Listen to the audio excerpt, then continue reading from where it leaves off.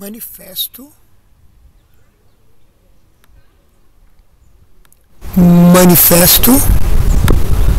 das espécies companheiras. Tenta pensar esse texto em função desse propósito de pensar a ideia de sair do humano, do centralismo humano, da exceção humana, do ponto de chegada humano, da finalidade humana, da antropocentralidade. E sair desses impasses, dessas situações, vai significar talvez descentrar, um descentramento, né? Sair da centralidade, que significa ir para as periferias, talvez para aquilo que é desconsiderado em nome do humano, no território mesmo do humano, no corpo do humano, na microbiota do humano, na terra do humano e portanto periferizar. Essa ideia é uma ideia que acho que tem ressonância em vários ambientes, em vários contextos, mas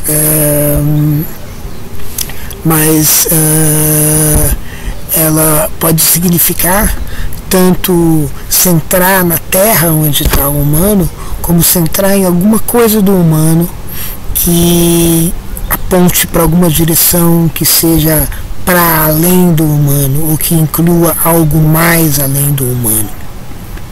Essa é toda a trama que inaugura o pós-humano, que é, em certo sentido, inevitável de ser pensado, né, hoje, uma vez que a gente tem de um lado uma terra que parece por tantos sinais ameaçada, ou seja, nós provocamos uma devastação enorme na vida na terra, e ao mesmo tempo essa devastação veio junto com uma... Esse nós é sempre muito complicado, claro, né? Ao mesmo tempo essa devastação nossa e muito vai ser dito, ou não dito, ou desdito, ou entredito sobre esse nós. Ao mesmo tempo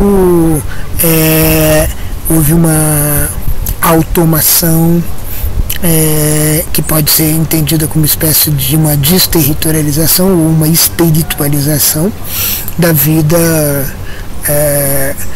humana na Terra. Então esses movimentos eles vão juntos. O antropoceno, que destitui o território tradicional dos humanos, e ao mesmo tempo essa hiperespiritualização dos humanos, que é uma hipermecanização, ou melhor, uma hiperautomatização das atividades humanas. Então, de um lado, a gente talvez esteja dizendo adeus para tantas formas de vida que a gente chama de animais, e ao mesmo tempo a gente está construindo formas de vida tão diferentes, que são as formas de vida maquínicas, que a gente nem sequer sabe reconhecer se são genuínas vidas ou alguma outra coisa, que são inteligências ainda que artificiais, são inteligências ainda que não biológicas, são inteligências ainda que não humanas. Então esse pós-humano, que é inevitável pensar, ele tem esse elemento de descentralização. Então essa descentralização invoca dois movimentos, né, dos quais a gente tratou na síncrona. O movimento de encontrar uma narrativa do humano que torne ele não central, mas uma particularidade entre muitas, e também uma narrativa e também a tentativa de encontrar protagonistas da vida humana fora do humano. e esses protagonistas da vida humana fora do humano, tem, por exemplo, as espécies companheiras como uma figura muito importante, porque afinal de contas as espécies companheiras são justamente aquilo que faz com que o humano termine se identificando como humano, mas não é alguma coisa que é propriamente, digamos assim, um desdobramento do código humano, por exemplo, do genoma humano. Né? As espécies companheiras, elas têm que ser encontradas, elas são parte do elemento natal, né? Ou seja, o inato sim, mas o inato descodificado em uma aquisição territorializada, né? Nos termos do Deleuze e Guattari, do Ritornello, no Biprotoso. Então, o território, ele não é alguma coisa que está pré-codificado no humano, mas ele é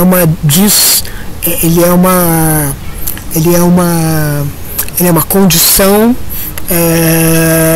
subjacente, externa ao código humano, a tudo que pode ser entendido no final como aquilo que define o anthropos. Bom, então, manifesto, essa é uma maneira de, enfim, procurar, são duas maneiras de provocar esse descentramento, né? Primeiro, encontrar alguma estrutura de que o humano é um exemplo, uma particularidade, ou isso, por exemplo, a gente viu no Whitehead, na preocupação do Deleuze e Guattari com o território, no Whitehead insistindo na importância, na impossibilidade de um fato isolado, no requisito da coordenação, da articulação, da modulação. O segundo elemento seria esse elemento justamente de encontrar alguma coisa que está no anthropos, quer dizer, que é central para o anthropos, mas não é intrínseco ao anthropos, digamos assim, por exemplo, as espécies companheiras. Manifesto porque se trata de, digamos assim, uma chamada de atenção, né? Uma chamada de que é preciso ver aquilo, é uma chamada em favor dessas espécies companheiras que estão igualmente ameaçadas na medida em que a ameaça à vida humana se intensifica. E a ameaça à vida humana, que significa também a ameaça a tudo aquilo que que circunda a vida humana, né? Então isso inclui, por exemplo, todas as espécies de mamíferos destruídas, todas as espécies que foram aniquiladas pela vida humana. Então esse poder destruidor do seu entorno é um poder que também ameaça as espécies companheiras. Manifesto nesse sentido, né? No sentido de falar em nome de falar por, de falar aquilo que do contrário não fica falado, né? Então não é uma tematização, mas é uma conclamação, né? Uma conclamação que, portanto, chama a importância, se a gente quiser falar assim. Espécies companheiras, pensando companheiras primeiro, aquelas que estão juntas, né, que repartem a vida, né? E então o companheirismo aqui, essa repartição da vida, e ela é também alguma coisa que envolve estar juntos, né? Estar numa proximidade. Então, isso significa, por exemplo, coevolução. Significa que os cachorros, a história deles está atada à história humana, mas isso não quer dizer que a história humana esteja menos atada à história do cachorro. Então a gente vê, por exemplo, que os diferentes grupos humanos têm diferentes cães, porque justamente esses diferentes cães, eles foram adaptados eles evoluíram em seu código, em seu território, a uma estrutura, por uma estrutura humana, né? Alguma estrutura humana que também não é uniforme. unificada, não tem um único cachorro porque não tem um único humano. Então as linhagens de cachorro são produtos das linhagens das atividades humanas. Mas o contrário também, né? Ou seja, a coevolução não é uma subevolução. A coevolução é também houve uma espécie de interesse de alguma coisa que estava se configurando como cachorro em participar dessa coisa humana, né? Ou seja, em ter um humano à sua volta, alguns tipos de humanos. Então é como se o humano também é o território do cachorro, né? O cachorro é o território do humano, o humano é o território do cachorro. E aí você tem, por exemplo, a relação entre código e território de novo exemplificada mutuamente, né? Então companheiras nesse sentido. Espécies, porque as espécies elas não são definidas a não ser por meio de uma estrutura de outras espécies. Elas não pré-existem a esse processo evolutivo. Então as espécies elas são dependentes, né, de uma história, né, de uma especiação. E a especiação ela envolve um conjunto de atributos que tem cada um deles uma história, tem cada um deles uma dinâmica, cada um deles um código e um território, e cada um deles portanto, relativo ao ambiente que é formado de outras espécies, né, em cada um dos casos. Então, pensar nessa relação humano-cachorro é pensar, de fato, numa relação entre códigos que se reconhecem longamente, mas que tem que se reconhecer de uma outra maneira em cada implementação territorial. E, portanto, se trata talvez de uma tecnologia mútua. Não é só que o cachorro é uma tecnologia humana, mas os humanos nas suas diversidades são tecnologias dos cachorros. Então é nesse sentido que a tecnologia pode ser pensada também como um território, né? Então você cria um ambiente para você cria um nicho para você, e esse nicho é justamente uma construção tecnológica, e essa construção tecnológica pode ser a biotecnologia de construir uma espécie aonde você vai fixar um território. Então é isso que os cachorros fazem com os humanos fazem com os cachorros. Então, em certo sentido, pensar nisso é pensar que a gente está muito mais entrelaçada, embrincada nas outras espécies, nas outras formas de vida, do que o antropocentro sugere. Então existe na pré-história do Anthropos, na história do Anthropos, se é que Anthropos pode ser tomado como uma unicidade, uníssona, existem todos esses embrincamentos aí, desde a microbiota até os demais mamíferos, os animais de companhia, que não são só de companhia, mas são companheiros, né?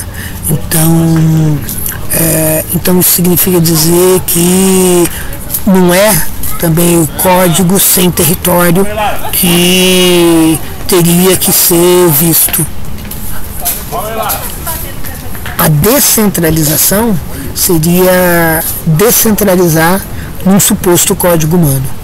Então seria esse movimento que faz um manifesto das espécies companheiras. Então aí a gente vê, por exemplo, como é que por exemplo, a performance esportiva, né? O esporte aparece de várias maneiras no manifesto, né? A filha de um jornalista de esporte que está interessado em contar fatos, e o agility aparece justamente como alguma coisa que desenvolve as capacidades não só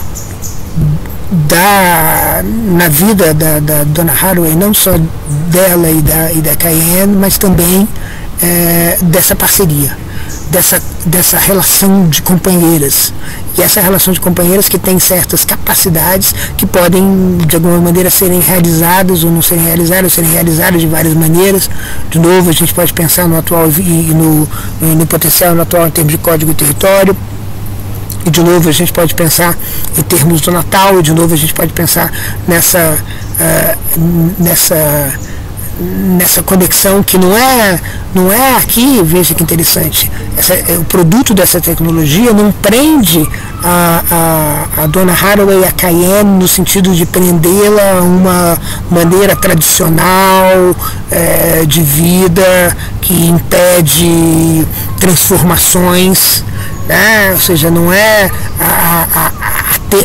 aterrizar, estar na Terra, associar-se a um território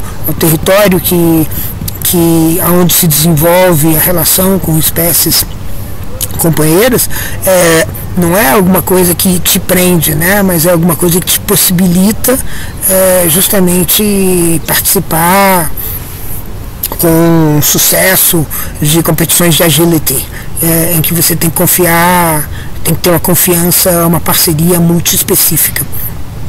Então essa parceria muito específica, ela permite que você invente coisas, você crie coisas que não havia antes. Então não é uma novidade, não é uma prisão, uma nostalgia com respeito a um tempo passado, mas é justamente um conjunto de capacidades que está escrito em certos códigos que podem ser expressos de mais de uma maneira. Então isso é interessante, porque quando a gente diz, por exemplo, que existe um pós-humano, que é o pós-humano animal, e o pós-humano máquina, a gente pode dizer assim, olha, entre os anjos e os animais, entre os anjos e as bestas, a gente na verdade estaria num ponto intermediário, porque a gente está indo em direção aos anjos e saindo da bestialidade. Então seria como se a bestialidade fosse como se a bestialidade fosse o nosso passado, né? E um passado que se trata de deixar. Então, todo o discurso com base nessa ideia, nessa imagem da besta ao anjo,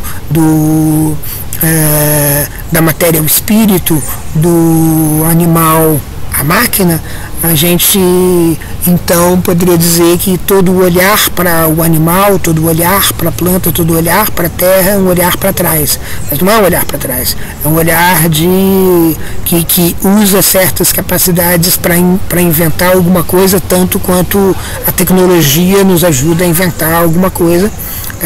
E seria olhar para frente, né? Mas quando você olha para frente tecnologicamente da maneira habitual, você está fazendo isso de maneira antropocentrada, e aí você está perdendo uma série de capacidades que o seu código, digamos, não tem, e que justamente as espécies companheiras é que vão te permitir, que te permitem desenvolver.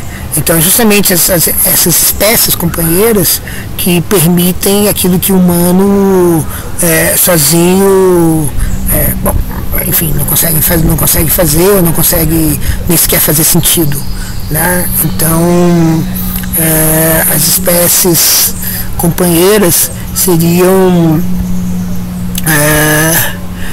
uma maneira não de aterrissar no sentido de voltar a um passado terrano, um passado territorial, um passado pré-nômade, um passado em que a gente não era espíritos livres, né?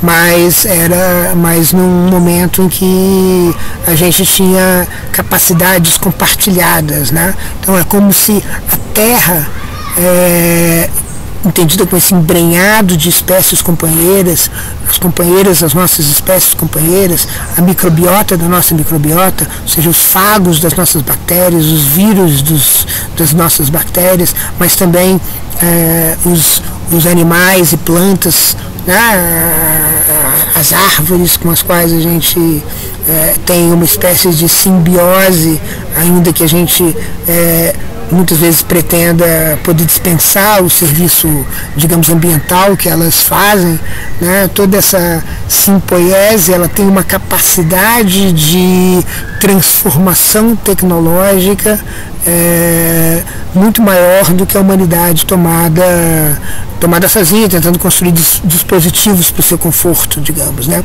Então, é aí que em certo sentido você pode pensar no manifesto das espécies companheiras, e em particular quando você faz, como a Donna Haraway convida, uma leitura conjunta com o manifesto Cyborg, ou seja, pensando que o manifesto das espécies companheiras é uma espécie de atualização do manifesto Cyborg, ou seja, não um contraste que vai dizer o Cyborg está indo numa direção, a saber, para frente, e as espécies companheiras estão nos atando a coisas para trás. A gente começa a ver que, na verdade, a transformação se dá a partir dos elos que você tem, né? Nenhuma novidade pode surgir sem essa enorme, sem levar em conta esse elemento novo, novo na maneira como a humanidade se pensa, né? Novo, que é um embrenhamento da humanidade num monte de elementos. É como se o projeto espacial fosse um projeto espacial de levar a Terra para algum lugar, se vocês quiserem, né? E não de levar os humanos para longe da Terra, né? Porque a vida na Terra está embrincada. Então se trata de uma tecnologia para salvar a Terra que leva em conta a própria Terra, que leva em conta não o conforto humano, mas o conforto terrano. E justamente o conforto terrano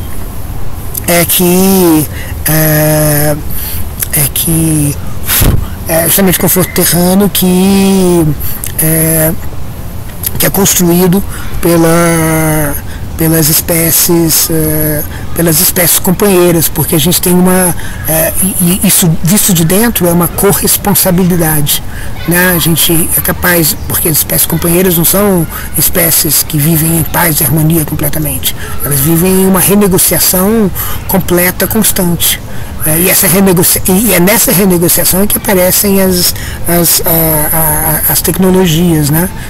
As tecnologias são primariamente tecnologias de lida com espécies que são fundamentalmente diferentes, né? E cuja diferença é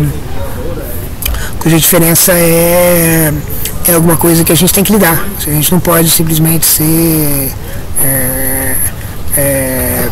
ignorar essas diferenças. Então, em certo sentido, é como se sair do antropocentrismo aqui sair de uma busca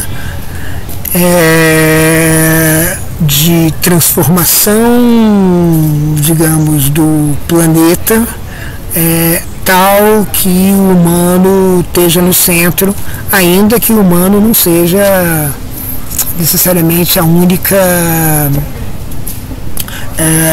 digamos assim, não seja ele mesmo transformado nesse processo, né? Então, e se a gente tivesse a Terra como parâmetro? E se a gente tivesse todas essas espécies companheiras como parâmetro? O Latour estava falando um pouco do que eu chamo às vezes de o bloco do Rio, o grupo do Rio, o clube do Rio, em função dos 10.000 nomes de Gaia. Latour, uns anos atrás, falava de uma guerra entre humanos e terranos, aqueles que estão centralizados no humano e aqueles que estão centralizados na Terra. E E essa guerra não é uma guerra de futuro e passado. É uma guerra entre possibilidades de futuro e construções de passado, né? E o que vai sobrar do passado quando a gente escolhe um desses lados, ou quando a gente se associa a um desses lados. Hoje ele prefere falar de uma espécie de luta de classes geossocial, ou seja, não é tanto uma guerra entre duas ideias ou duas maneiras de ver as coisas, mas é uma luta de classes que envolve aqueles que precisam da terra e aqueles que pensam que podem dispensá-la ou de fato arrumam um jeito de dispensá-la. Então aí você tem uma guerra, uma luta de classes que de fato é uma luta entre maioria entre uma maioria e a minoria, né? E uma minoria poderosa, uma minoria que acredita no projeto de desterritorialização, de desterrização, de saída, de transformação do humano em um espírito livre, sem maior compromisso com pedaço de terra alguma, e no limite sem terra alguma, sem planeta algum, né? Então de toda maneira esse conflito, que talvez não seja a melhor maneira de apresentar esse drama, a Haraway prefere dizer que seria mais interessante inventar outras histórias, um pouco na linha do que a Margulis faz quando ela cria essa ideia de simbiose, simpoiese, para mostrar como as espécies elas não estão competindo entre si, elas estão na verdade criando maneiras de conviver entre si. Então essas outras narrativas é que precisariam ser contadas, e entre essas narrativas tem essa personagem principal de espécies que são companheiras, né? Que são estruturadas num entrelaçamento, né? Num companheirismo e não numa competição por recursos, né? Então aí seria uma outra, digamos assim, seria uma outra maneira de narrar, que não daria privilégio para uma narrativa da competição. De toda maneira, se trata de dizer que o humano não fica por si mesmo, né? Não se mantém por si mesmo. E aí é um movimento, como eu estava dizendo, do segundo tipo, sendo que, lembra, né? O primeiro tipo era o tipo de dizer que o humano, na verdade, é um caso particular de alguma coisa mais geral, a vida na Terra, ou então, digamos, as gotas de experiência em geral, os códigos e territórios em geral. E o segundo movimento, que seria esse movimento de dizer, justamente quando você procura o antropos, você encontra justamente não uma unidade, uma identidade centralizada, mas você encontra justamente um conjunto de relações, de parcerias, de simbioses, de simpoieses, de companheirismos, né? E é nesse sentido que o cachorro tem a função do ciborgue no outro manifesto, né? Porque ele é a tecnologia mútua, ele é o território, ele é uma implementação diferente, mas ele é também alguma coisa que não é por si mesmo imprescindível, mas se você retira todas as espécies companheiras do humano, incluindo as microbióticas, o humano também desaparece, né? Então o humano seria muito mais relacional, seria muito mais emergente, seria muito mais, digamos, relativo do que o antropocentrismo associado a uma visão naturalista no sentido descolar, que é a ideia de entender todo o não humano como uma espécie de recurso sem agência, permite que a gente pense, né? Então seria um super seria uma antropodescentralização, justamente porque não há essa ideia de uma autonomia da substância humana, do substrato humano, né? Então é nesse sentido que as espécies companheiras fazem esse papel de antropodescentralização. Elas tornam o descentrado humano a personagem de todas as narrativas humanas. Sempre todas as narrativas sempre tem espécies companheiras aparecendo explicitamente ou não, né? Em toda fabulação tem essas espécies companheiras de alguma maneira se apresentando, coordenando alguma coisa. Então é isso, né? Então sair do antropocentrismo nesse caso é realmente entender que centrar no humano é justamente perder o foco, porque o humano justamente não é um foco, não é um ponto, não é um ponto focal.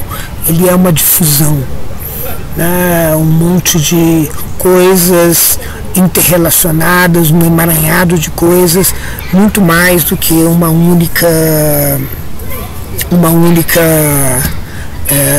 único ponto definido, independente da história, independente das camadas arqueológicas, geológicas, e das parcerias diplomáticas que foram criadas pela aventura humana.